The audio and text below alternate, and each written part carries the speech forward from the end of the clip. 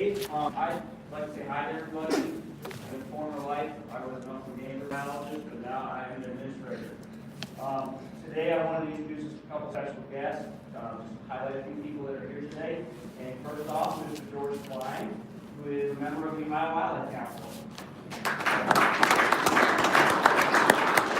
George and I talk Woodcock spots all the time. And then Dr. Bob Gates, Upland game bird researcher from Ohio State University, is here today. Thank you, Bob, for being here. Lee Proctor, who is the regional biologist for the National Wildlife Turkey Federation. Hi, Lee. I think I've got two members of the Pheasants Forever State Council. That's Bill Leonard and John Hagman. Did I miss anybody else? Bill and John, are you both here? I'm here, but I'm not on state council. Not anymore, and John, you are currently. And then finally, I've got a guest, Brian Coate, who has, from right here in Ohio, has the website Ultimate Upland. So Brian, nice to see you, and thanks for being here today. A bunch of staff here from the divisions. I'll start off with our assistant chief, Todd Haynes, formerly from Southwest Ohio. Dave Kohler, who you already met, program administrator in wildlife management. Nathan Stricker, our wildlife biology supervisor. Mark Wiley, our wildlife biologist, you're going to hear from this morning. Joseph Lottenbach, our wildlife biologist, you're going to hear from this afternoon. Gary Comer, our District 1 wildlife management supervisor. Gary's in the back, and Gary's kind of our host today, so thanks for everything he did to get us in here on time and help us out throughout the day. Brett Beatty, our wildlife management supervisor from District 5, which is Southwest Ohio. John Kaiser, our assistant wildlife management supervisor, and I call him our private lands guru, and he's very familiar with our Fallsville Quail Heritage area. So if you get a chance today to talk to quail in Southwest Ohio, John would be a great person to talk to. Brian Plasters is our editor of Wild Ohio magazine, and certainly not least, our new chief of the Division of Wildlife, Kendra Wecker. Kendra,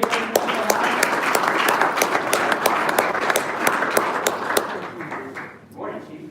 Thank you so much. Thanks for coming down to Columbus. I appreciate that. All your time spent here on Saturday to do something good for upland birds and wildlife in general. I do want to encourage you this next year, please try to take somebody new with you. Try to invite somebody with you, and just ask. And maybe they won't come hunting with you, but maybe just ask them to go to the shooting range, archery range. Just ask them to go to Cabela's and shop with you. A lot of people don't have the opportunity growing up, and if you can just extend that offer and really try to replace yourself and add to the hunters that we have out there, anglers, trappers, bird watchers, that'd be super helpful to all of us so that we can instill the love of hunting into the rest of the population that can be out there with us. So I just want to encourage you to do that. We'll be doing our part best we can. Thanks for your input today. Our staff is here all day to help you. I got to make a few more rounds today to leave Husk Sportsman at lunch and up to Ashland to look I think about it tonight. So we've got a lot of great conservations out there in Ohio, and you guys all did a great job. So thanks so much for your support, and have a good day. And I know you're going to hear this repeatedly throughout today, but this is my message as I leave you, and you're not going to hear me talk very much at all today. Now, maybe at the end. So we've already proposed Upland game bird regulations for the 2019 season. So the types of things we're talking about today is we're looking at future considerations, we're looking for input and feedback, we're having conversations today. So if you have releases or the website, we haven't made any substantial changes to any of our Upland game bird seasons for 2019. But the process to get input and to talk about changes is a long one. So we want to start some of those conversations today and see if there are things we can do for future years, maybe 2020, maybe 2021, depending on the types of things we're discussing. So what we talk about today is not going to happen this fall. And you will hear that repeatedly. I don't want there to be confusion about that. We've already proposed, there's a long process to propose game season regulations. So what we're talking about today is the future. So with that, I'm going to turn it back over to Dave, and I will be here all day, and I hope to talk to a lot of you at lunchtime. Thank you. Thank you, Mike. Before we have our first presentation, this time I'd like to give an opportunity for everyone of you to introduce yourselves. We've budgeted about 30 seconds per person for this activity. keep in mind, the person in front of you only uses up 5 seconds, and they're not giving their time to do. But we would like to hear a little, just briefly, your name, and where you're from, and what your issues are. So let's start right here. Dave posted on from Wayne County, hour and 45 minutes over here. I guess bird background, I like to hunt them all. I like to hunt in Ohio, I like to hunt in out of state as well, and I guess take it all in. So I guess probably similar to what everybody else is here. James Zimai, I'm the chairman of the American chapter, one chairman and stuff, and been doing a lot of habitat work in Northeast Ohio, which we cover, so appreciate your help. I'm Jason Stidham, George Klein's grandson. I'm from Upland, Ohio, and I haven't done much wild deer hunting for every year.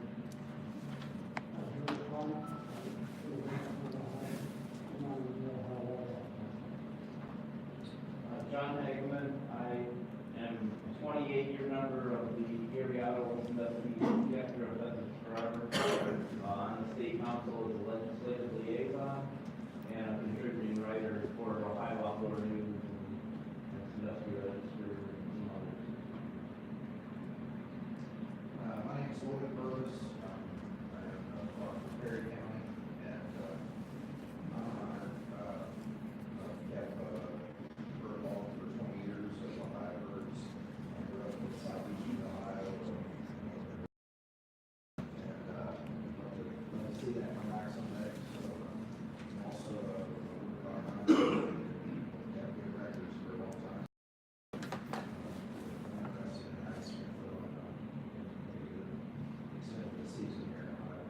So, but I'm glad to be here. Thank you. Ethan Vessels, I'm from Washington County, Ohio, Marietta. Avid bird hunter, but I typically have to go to preserves. I was disappointed that we're not going to talk about the pheasant release because I love the pheasant release and like to see it expand. Otherwise, I don't think I've ever shot a wild bird, upland bird in Ohio. I'm Brian Koch. Not the lack of trying now. Go ahead. I'm Brian Koch. I run a media outlet called Ultimate Upland. I'm from Ashland County originally. Grew up in Loudonville. If any of you have canoed in Ohio, Hickett State Park, that's my area. I travel about 6 months out of the year hunting birds all over the country and generally write about it. I'm Steve Buckley from the beautiful Hocking Hills, and I've bird hunted since I was 15 years old. I'm currently a member of RGS. I'm Mark Martin from Hamilton County, retired forester from the Wayne National Forest after 35 years. Hunted grouse since I was big enough to keep up with my dad. Like trimming short hairs.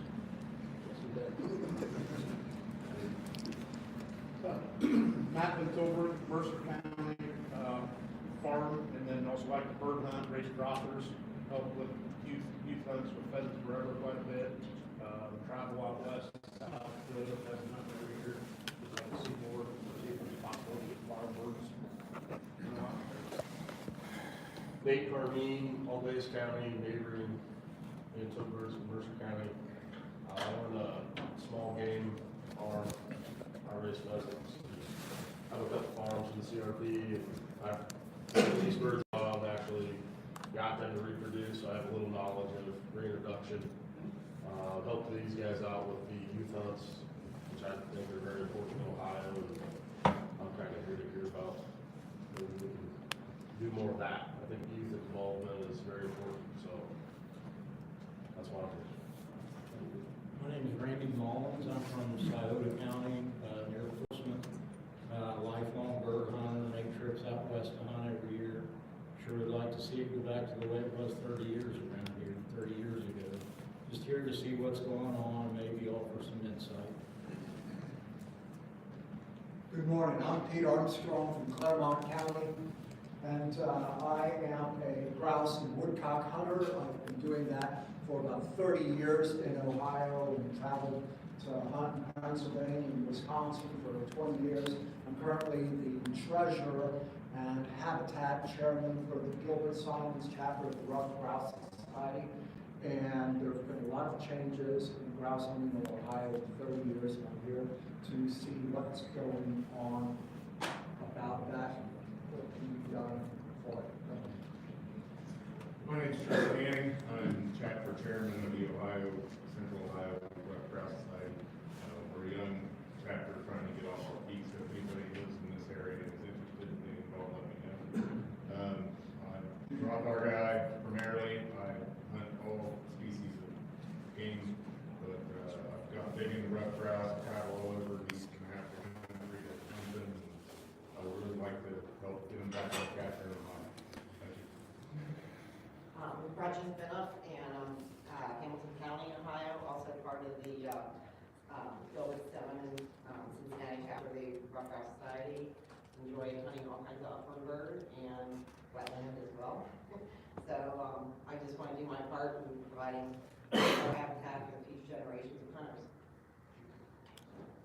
Greg Goble, I'm out in Cincinnati. I'm the current chapter president of the Gilbert Solomons chapter of the Rough Grouse Society down in Cincinnati, and been bird hunting for quite a lot.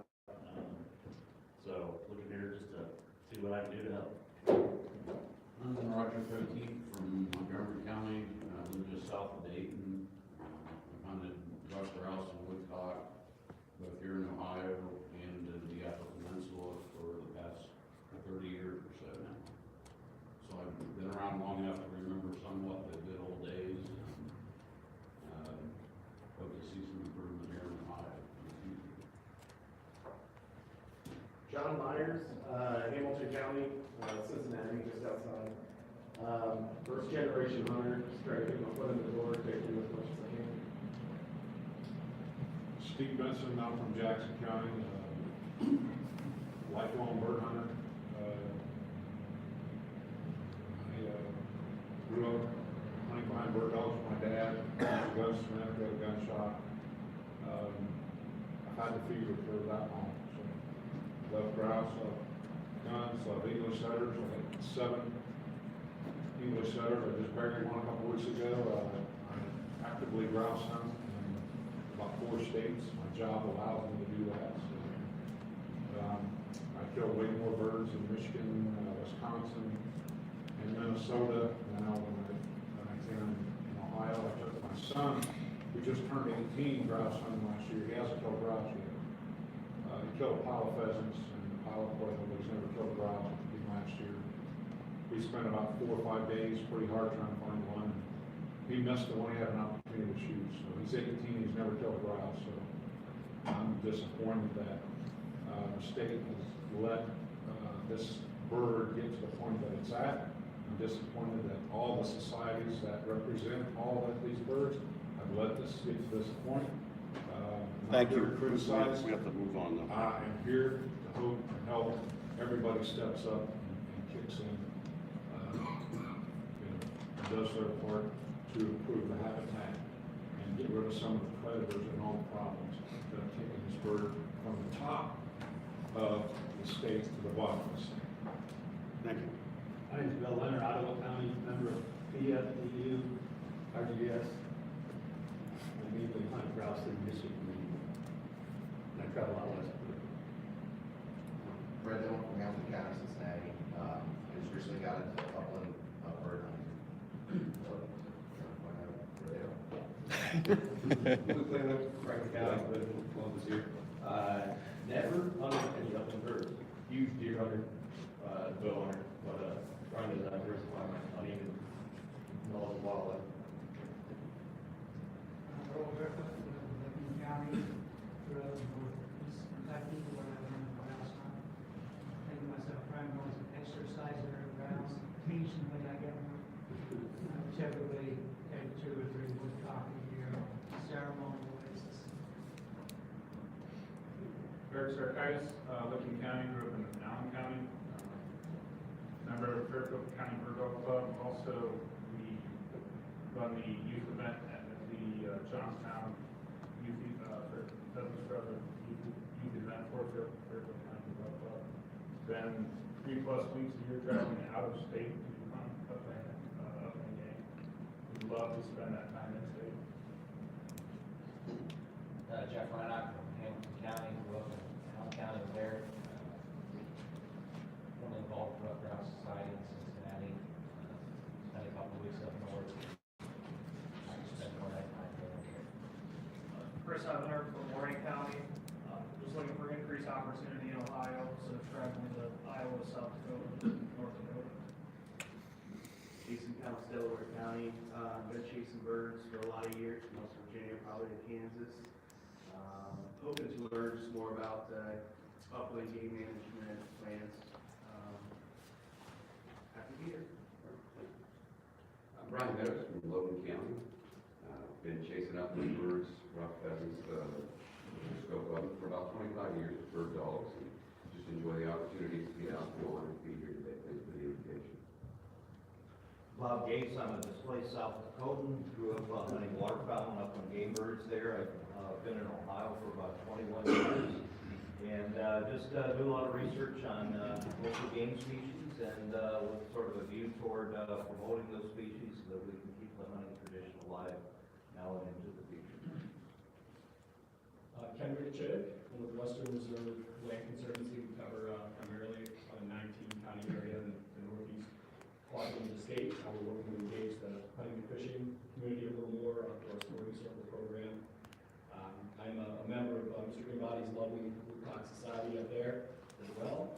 Thank you for your leadership, Jim. And personally, I got into the upland birds only 4 years ago and got my first short hair shortly thereafter, so the work in progress continues. So, thanks. My name is Gordon Woodcock. I live in Rural County now, but previously from Western area.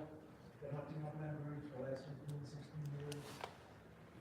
Primarily in-state and out-of-state, depending on the circumstances. I'd like to see the bird numbers back in the 30 days ago, to be honest, I'll be happy. Go back 10, 15 years, when I first started, it was fairly good still. Just looking to get some information and find out how it could help. Thank you. Dan Schneider, upland bird hunter. Lee Crocker, I'm from Pike County. I'm the district biologist for the National Wild Turkey Federation. We currently have various habitat improvement programs going on with the state and also with the Forest Service. We have programs, we're working on projects in the Mosquito Creek, Brush Creek Wildlife Area, and also ODOW that benefits a whole host of wildlife species, and primarily it would be beneficial to grouse and woodcock. I started bird hunting when I was 5. And I put my setter down in October. I'm Eugene Walters from Washington County, and been bird hunting for over 30 years. Thank you, everybody. All right, thank you all. Just wanted to come on, the red light is on. We're talking. And number 2, a lot of different things covered there. That's me. We do, we'll get to all those different things today, but we do have staff here that can answer these questions. We have open houses coming up March 2nd, Saturday, March 2nd. We'll cover that, some of the open comments, we more information on that. But there are a variety of ways to get comments, whether it be through wild info or attending open houses or going over to wildlife or meeting our staff in person, which you have an opportunity to do today. So with that, I'm going to turn it over to Nathan Street for some brief comments. Nathan's been visited by 14 leaders and supervisors on research, staff, and we've got comments for Just want to reiterate, some of the ground rules, and we really want to thank all of you for coming here today. This is really an investment of your time. We appreciate that very much. I know I've heard Washington County, Northwest Ohio, Northeast Ohio. So, it looks like we have a good spread of people from different parts of the state, grouse hunters, quail hunters, woodcock, pheasant hunters. And I'm excited to see that we have some younger hunters. We have, of course, veteran hunters here who experienced upland game bird hunting here in Ohio for 20, 25, 30 years, maybe even more. But we also have some young hunters in here, and that's very exciting. take a look around, you guys that are, some of you are just starting, haven't started yet, maybe only have a few years under your belt. This is, look around the room, this is the experience of Upland game bird hunting here in Ohio, and that's very exciting. Just want to give kind of an overview of why we're here, why we're having this event. Why are you here? Well, things, you guys are upland bird hunters. You guys love upland game birds. Maybe, grouse and woodcock a little bit more. Others, pheasants and quail. I know, from some of the comments that, a few of you rely basically on our in-season releases, our put and take pheasant releases. There are other opportunities here. You guys specifically are here because you took the time to respond to a survey which we offered last month on our website, expressed interest in a little bit more information, and we want to present a little bit more information today than you might typically receive otherwise. I recognize that as an agency it's often difficult to have one-on-one conversations with sportsmen in the field. A lot of times we put out news releases, we put out reports, things of that sort. But in terms of communication, we're hoping to improve upon that. And this summit today is one of these tools where we hope to start engaging in some dialogue. Okay? So you guys have a very important tool sitting on the tables in front of you. There are some note cards and some pens. As we go through the presentations today, we're going to go through first talking about woodcock, then grouse. We'll take a break for lunch. Talk about the Conservation Reserve Program, talk about wild pheasants, and then conclude talking about quail. So you guys have this tool. We want your reactions. Okay, we're not going to be recording comments live. I'll be taking some notes throughout the day. But we'd like for you to use these cards and these pens. Write down your comments. What are your reactions to the information that we are presenting today? What questions do you have? Write those down. Okay. After each presentation, we'll have a comment period. This is a good chance for you guys to just talk. We're just going to listen. We're not going to engage in the conversation. We have 30 or 40 people here this morning. It's just not enough time to have them one-on-one. But we want to hear what you guys have. And then we'll collect the cards with questions and pick from those and try to address some of those questions throughout the day today. All right? Purpose for this summit.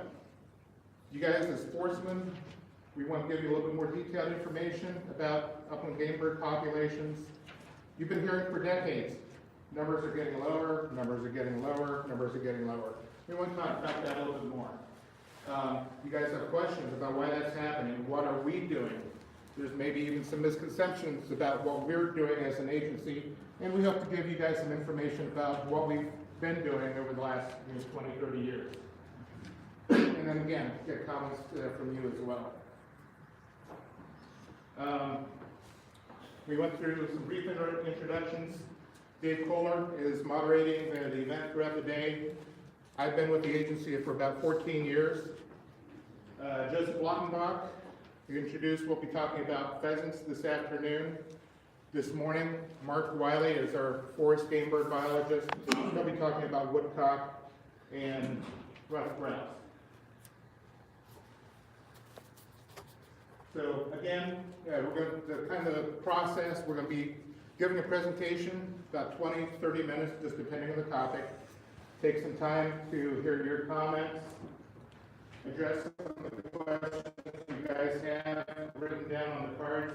Just because of the number of people and the amount of time to take live questions, we're not going to be able to do that. Okay. I know many of you, probably all of you, are familiar with our agency to some degree. If you're not familiar with our mission, I have it up here. And our mission really falls into addressing two main things: the wildlife and their habitats. There's a biological side, and there's also a social side. Okay, how can we make these resources sustainable for you and for other people in Ohio to appreciate them, to use them, and to maintain some of the traditions that you guys have long held? All right, and our focus is on sustainable use, especially when we start talking about populations that are declining. Okay, we can talk about populations getting lower and lower and lower. At some point, you have to wonder, when is that resource going to be gone or not available? Sometimes the term is used, recreational extinction. Species are out there, but just not available anymore the way they might have been in our past experience. So, upland game bird populations are declining here in Ohio, in the Midwest, and even throughout the country for some of these species that we're going to talk about today. We all know this is from some of the comments you guys provided to us through the survey, from comments out that survey. You guys know that habitat is important. We've lost habitat in private land. The land base that supports these game birds in Ohio, most of it is on private land. We do have some public land, but we're not, the western states. So as we kind of lose that habitat in private land, we lose those populations. There's greater pressure on our public lands, on our wildlife areas, state forests, national forests here in Ohio, to continue to provide quality habitat, to provide those populations, and especially to provide those populations at levels that can withstand some level of hunting. Okay? So, sustainable use. How can we sustain these populations and this use on public lands? So, throughout the day, we're going to be talking about the habitats, talking about the populations, talking about hunting, but we're going to be talking about it in what we've done, what we can do on private lands versus what we're doing and hope to do. And not just in terms of habitat management, but also in how we look at harvest management, hunting regulations. Some of the have not changed in 20 years or longer. Okay? So keep this in mind as we talk today. Again, as Mike Reynolds pointed out, there's no changes. Regulations, packages have already been submitted and processed, but we want to start opening up a discussion for some time in the future about these topics. Okay, so our first topic today is American Woodcock. Mark Wiley will be presenting on that, and I'll simply hand things over to him and let him talk to you for a few minutes. All right, thank you, Nathan, and thank you all for being here today. I'm actually excited that we've got a fairly full room for American Woodcock. I wondered if that would be the case. A unique bird we're getting started with, the only migratory bird that we're going to talk about today, and that's important for a few reasons. First, a quick outline. We're going to talk about population status regionally and within the state of Ohio, talk about habitat management, harvest management, and summarize those key points for the end of the presentation. So as I mentioned, American Woodcock, the only migratory bird that we're going to talk about at the summit today. It's important because responsibility of population monitoring and management falls on the U.S. Fish and Wildlife Service with assistance from state agencies. You'll find information produced annually on the American Woodcock Population Report, also put out by the U.S. Fish and Wildlife Service. They divide that monitoring and management into two segments within the woodcock's range. We have the central management region, which includes Ohio, and we have an eastern management region, the Atlantic coast, essentially. Within that management region, the northern extent is considered the primary breeding range. Ohio falls on the southern end of that, which is important as we get into some of the surveys and information produced.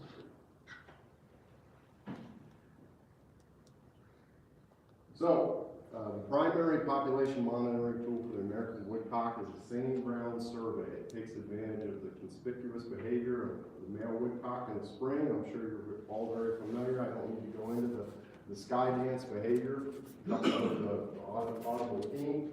But in the spring, state agencies are charged with running various routes, singing ground survey routes, again, administered by the U.S. Fish and Wildlife Service. Within the central region, you'll see the states and provinces that are participating, all of them at the northern end of the primary breeding range of the American Woodcock. And those routes, the number of routes run within each of those states and provinces is distributed in some part based on the level of breeding activity that occurs within the state or province. So you see there, Ohio runs 38 routes of the 160 within the central region. And then across the continent, there are 836 routes run in 2018. So with that information, the Single Ground Survey, it can produce a map. This is a 10-year trend for the American woodcock, 2008 to 2018. And what you see is each state, each province categorized by the trend within that state or province. The squiggly line you see coming across the diagonal line across Ohio and then the other states in the central region indicates a decreasing trend, not significant, not statistically significant. Slight decreasing trend and not substantial enough to be statistically significant. In some of the other areas, Michigan and Ontario, you see that is a significant decrease, as well as some of the areas of the eastern management region. We look at a longer trend, a long-term trend. So the Single Ground Survey has been in place since 1968. Over that time, we do have a significant decline in Ohio and other parts of both management regions, in fact. So a little bit more steady in recent years, over the past 10 years, slow decline, more significant declines over the long term. And this is that same ground data represented graphically, showing the central management region in the solid black line, the eastern region in the dashed line, and then Ohio, included Ohio's data there in the dotted line toward the bottom. It's important to remember that Ohio is not prime breeding range for the American woodcock. We do have breeding that probably occurs in all 88 counties of Ohio, but it's really in the states and provinces to the north of us that is the prime breeding range for the species. And so Ohio's data there, you see toward the bottom of the graph, is rolled into that entire central management region with more significant areas of woodcock breeding, Michigan, Minnesota, Wisconsin, Ontario, and so forth. There's also a monitoring effort for reproductive indices for American woodcock. Many of you that are avid woodcock hunters may be familiar with the wing collection program, and also administered by the U.S. Fish and Wildlife Service. Hunters voluntarily submit woodcock wings collected during the season to the U.S. Fish and Wildlife Service. Those go to an annual woodcock wing bee. You see in the photo, you've got agency staff, U.S. Fish and Wildlife staff from across the woodcock range, looking at the plumage of those wings that were submitted to determine both age and sex of those birds. And with that, we get an index, again, of both age and sex of the birds harvested in that year. What you see on the right, I won't go into too much detail, but in the last few years, we've had a decreasing trend in the number of young per adult female, which is their index for reproduction. How many young in that year did we have for each adult female? Declining trends both in abundance of American woodcock and in the recent decreases we see in reproduction are attributed to the loss of woodcock habitat, which is broadly defined as old field habitat, young or early to mid-stage successional forest as well. That's a challenging habitat to manage for, particularly in Ohio, for a variety of reasons.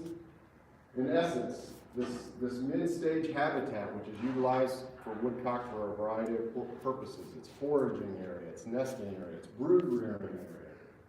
It's got pressure pushing it in both directions in the state of Ohio and other places, but we'll talk principally in Ohio. So this habitat type is not commonly managed on private land. Private land is often kept open, open cropland, maybe CRP, which we'll talk about a little bit later. You allow CRP through most practices to advance into an early successional stage, a brushland stage, or a young forest stage. You're often out of compliance with the program.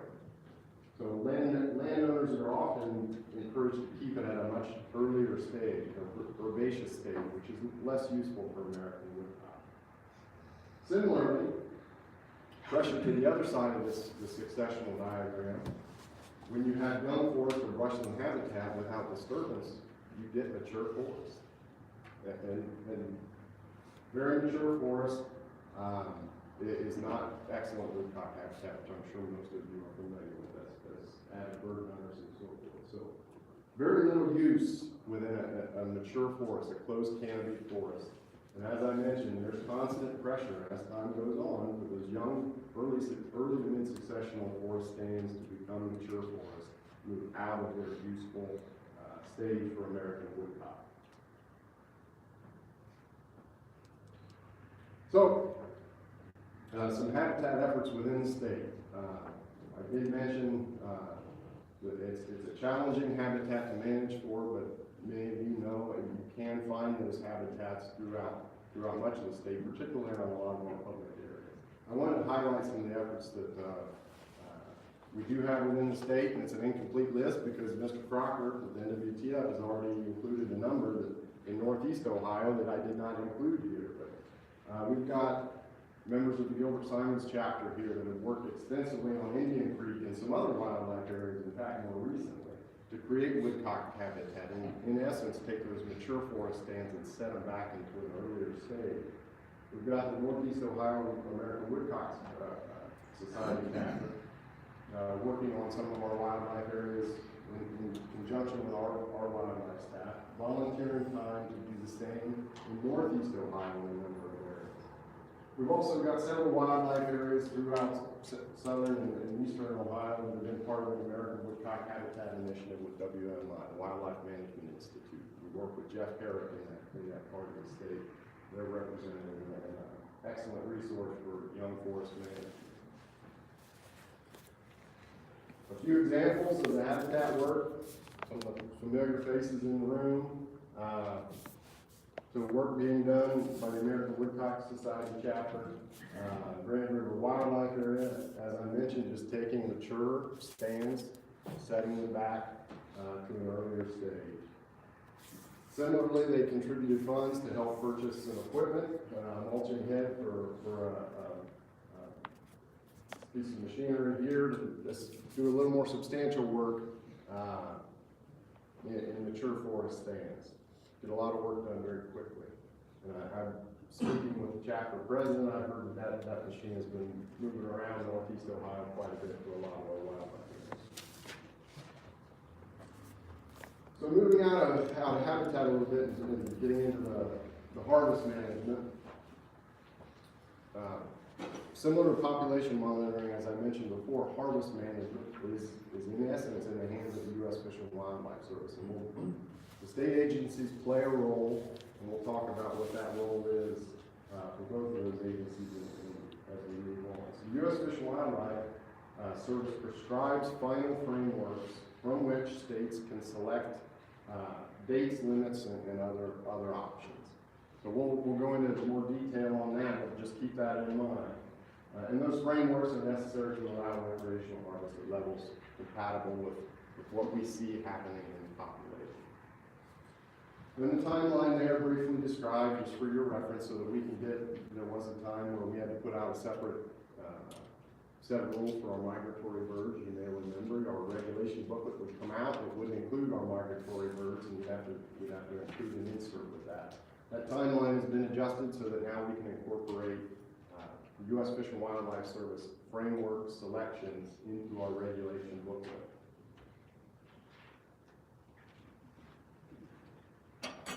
So I mentioned there are some frameworks, some regulatory packages offered by the U.S. Fish and Wildlife Service. The primary tool determining what regulatory package is handed out within those regions, it's regionally based. So we look at the central management region, which includes Ohio, and then separately they look at the eastern management region. The primary tool is the Singing Ground Survey, the survey that I described earlier in the presentation, the index for that region. And in essence, those regulatory packages differ only in season length. Bag limit does not change. 3 bird bag for any of the regulatory packages that are handed down, with the exception of a closed season, of course, no days, no bag limit. So, what you see in a liberal regulatory package, that's a harvesting, or a singing ground index above 3.25, and we'll look at we'll bring that figure back up and look at some of the data there. You get a 60-day season. State agencies can then select within that frame. Drops down 15 days for each of the more restricted packages after that. Again, with no change in bag limit. And then the Eastern Management Region and Central Management Region have set dates, beginning and end dates, and within that, the state agency can select the days that they would like to have their woodcock season. So a little bit of flexibility there. Within the Central Management Region, our management region, it's the Saturday nearest September 22nd to January 31st. We can work within that window with whatever regulatory package the U.S. Fish and Wildlife Service handed down that year. We are permitted to split a season into 2 segments. Ohio has traditionally not exercised that privilege. Any changes remain in place for 3 years, just to maintain some consistency. So we bring back the singing ground index that I showed you earlier, only this time I've incorporated some colored bars at the thresholds for those regulatory packages, just to give you a sense of where these regional trends are moving and how they're in correspondence to the regulatory thresholds or the package thresholds. So again, we've got the 3-year average, which if I didn't mention, they work off the 3-year average for the singing ground survey index. The solid bar is a 3-year average for the central region, our region. Dash line for the eastern region. You can see in the early to mid-90s, we moved from a liberal regulatory package into the moderate. That's why you've had a 45-day season since that time. Prior to that, we had a longer woodcock season. And we've bounced around within that moderate package for a while, although you may notice we are still at a slightly declining trend.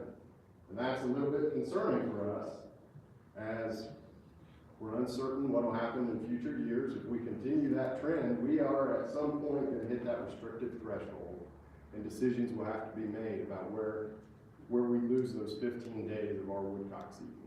It's not a certainty, but it's something that we need to look forward to and try to, or we need to look ahead at, not forward to, and try to figure out how decisions will be made if that comes to be.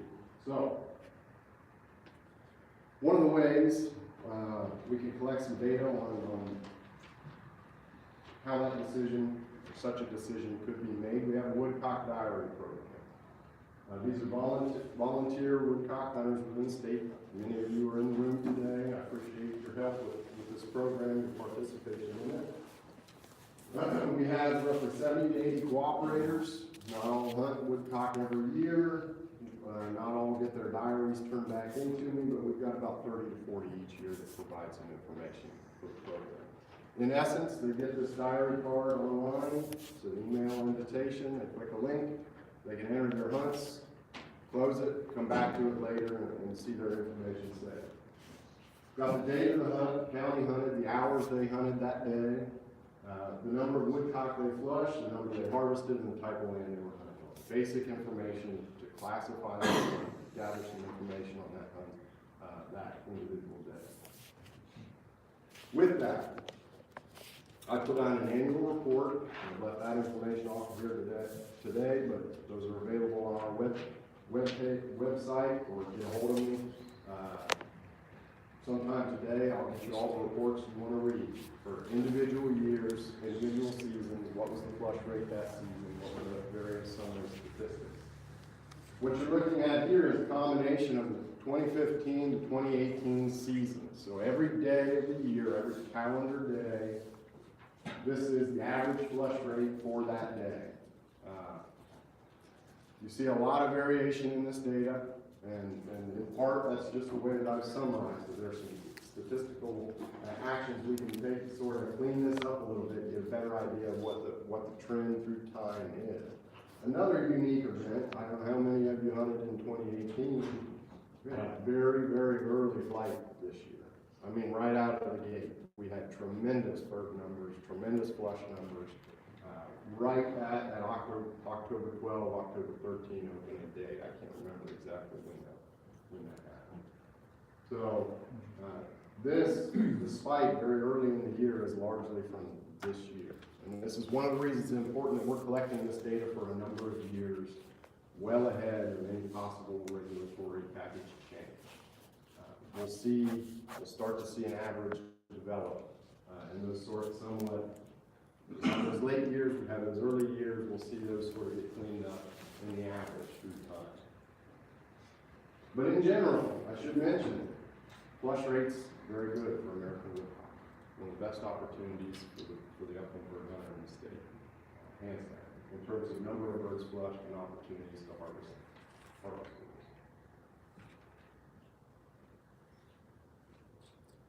So, a little bit on the regulatory packages. On the tail end of the season, we also track hunter participation, number of hunters, total harvest in a few different ways. The U.S. Fish and Wildlife Service uses the Harvest Information Program, HIP. You're all familiar with it, I'm quite certain, whether you know it or not, because if you hunt migratory birds, you need to participate in the Harvest Information Program every year when you purchase your license or prior to pursuing migratory birds. In essence, it's a simple procedure. In Ohio, you call in, there are other means that you are reporting your migratory bird harvest from the previous year.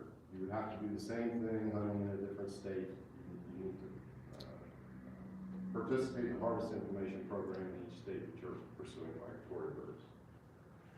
So, with that, the U.S. Fish and Wildlife Service gets a course estimate of the number of hunters pursuing a bird and the number of birds harvested, along with some other information. I've put up here the Eastern Management Region, Central Management Region estimates for total hunters, total American woodcock hunters for this 2017 season, and then the total harvest for each of those management regions as well. And then they break it down by state, because they have our information. We call in as Ohio woodcock hunters. They have our information for the state of Ohio, and I have their estimate of the total number of woodcock hunters and the total harvest. Some of you might be a little bit surprised by those numbers, specifically the total harvest. As I said, it's a coarse estimate. I would guess that that's on the low end, certainly. Part of my justification for that is we have our own postseason hunter survey that we operate, the Division of Wildlife operates. At the end of each hunting season, it collects information on a variety of different species, principally small games. And some of the other game species, deer, turkey, waterfowl, have their own standalone surveys.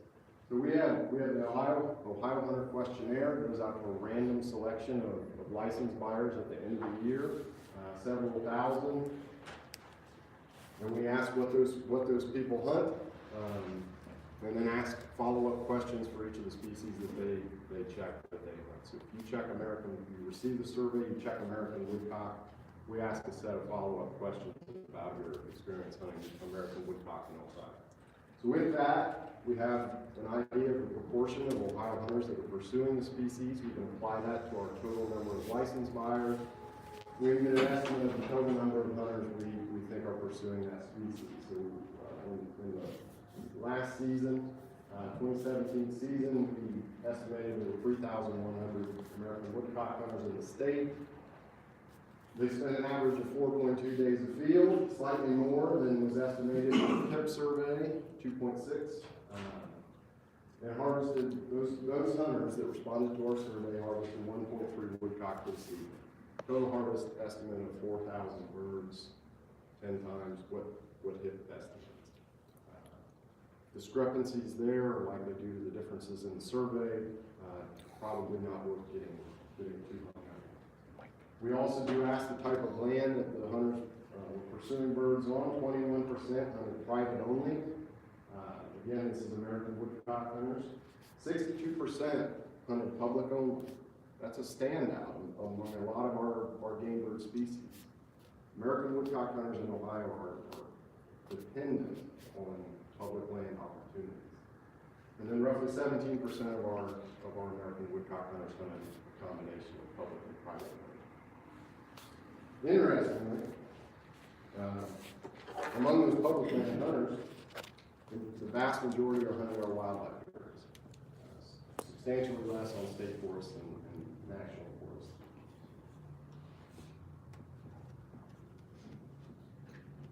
So, the survey that you all, I believe, took before coming to the summit, the survey that was issued just a few months ago, there's a little bit of information within that we thought would help us better characterize our American woodcock hunters within the state.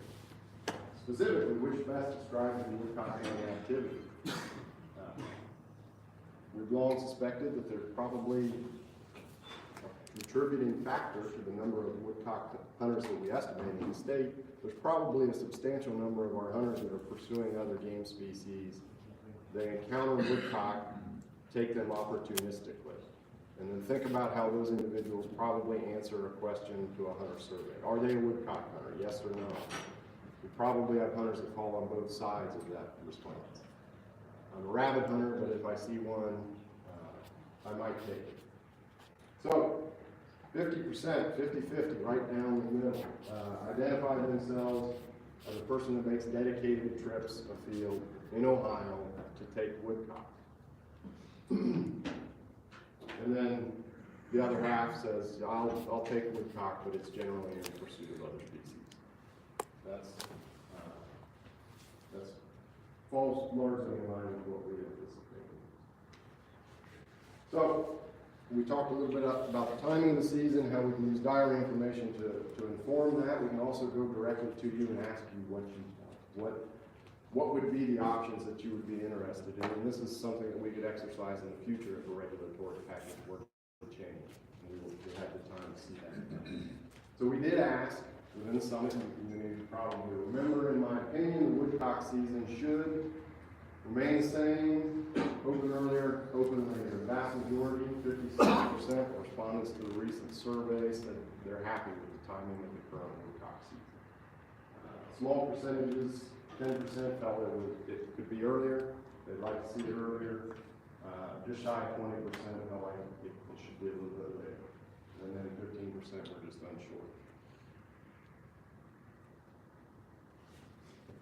We asked a few other questions, just general opinions about these seasons. You probably remember some of these. Woodcock hunting is one of the most enjoyable things that I do. The vast majority of our respondents agreed to that. Again, not terribly surprising, but this is woodcock hunters, those that do participate, those that are avid, enjoy this and value this opportunity very much and take that seriously. We also asked, Nathan, in the introduction of the summit, talked a little bit about some public land, private land differences. With American woodcock, we just wanted to find out what might be some of the opportunity differences you see here. I see a few of you squinting, so I'll read them off. On the left, what we've got, it's difficult to find areas on public land to hunt woodcock in Ohio.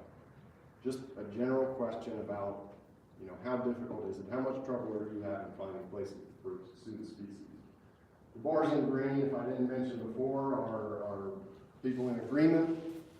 In red, people in disagreement. And the gray bar in the middle is either agree or disagree. Generally, people are split down the middle in terms of availability of areas to hunt on public land. We asked the same question about private land. Is it difficult to find areas on private land to hunt woodcock in Ohio? Most agree or strongly agree with that statement. Not surprising, and I would argue in large part that's because it's difficult to find woodcock habitat on private land. It exists, but you don't see that old field type habitat. You don't see that early successional forest in a lot of places throughout the state. And we'll talk more about that as we get into the grouse presentation, but that's not terribly surprising to me. The habitat that you find is largely on public land, and principally, I would argue, on our wildlife areas, where we have some open land reverting into old field stage. We have some forest disturbance, and we have open access to those areas in terms of public benefit. I'll quickly summarize. Within the population, we see long-term gradual decline. It's associated with habitat loss, principally loss of that early mid-successional stage.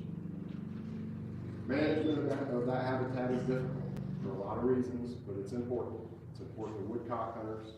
It's important to a variety of other hunters. It's a misconception that this is only a woodcock and grouse problem. This is deer habitat. This is turkey habitat. This is habitat for a lot of different non-game species, which are very important in decline. We recognize that the American woodcock hunters make up a very small proportion of our total hunter base, but it's an important group. They're very avid, they're very enthusiastic about the pursuit of American woodcock.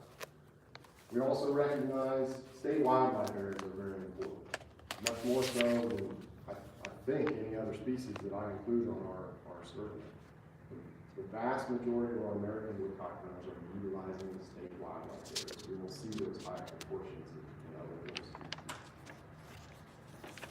And then we've got no harvest package changes, no season changes planned unless we see regulatory packages change in the future. And at that point, we're going to go to hunter data and possibly even opinion to make decisions about where we'll fit in our woodcock hunting days within the federal framework that's handed down. That is all I have for you today on American woodcock. We will move to Thanks, Mark. Mark has another presentation, but before we get to that, this time, if you had questions while you're watching that presentation, please pass those over to this side, we'll collect those.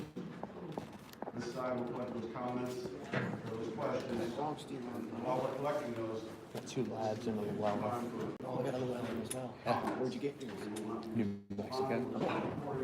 and so you raise your hand, and please keep in mind that we want everybody to have an opportunity to be on a limited time frame for today. So please give us comments, but keep them relevant. Anybody? Over the last few years, this year withstanding, I've noticed a lot more woodcock later in the pheasant season, carrying them during pheasant season, the last week of pheasant hunting. And not the last week, but the last week in November. Right after season closes, I can see a big uptick in woodcock movement as it got colder and pushed the birds down south. But like I said, this year, I did notice that those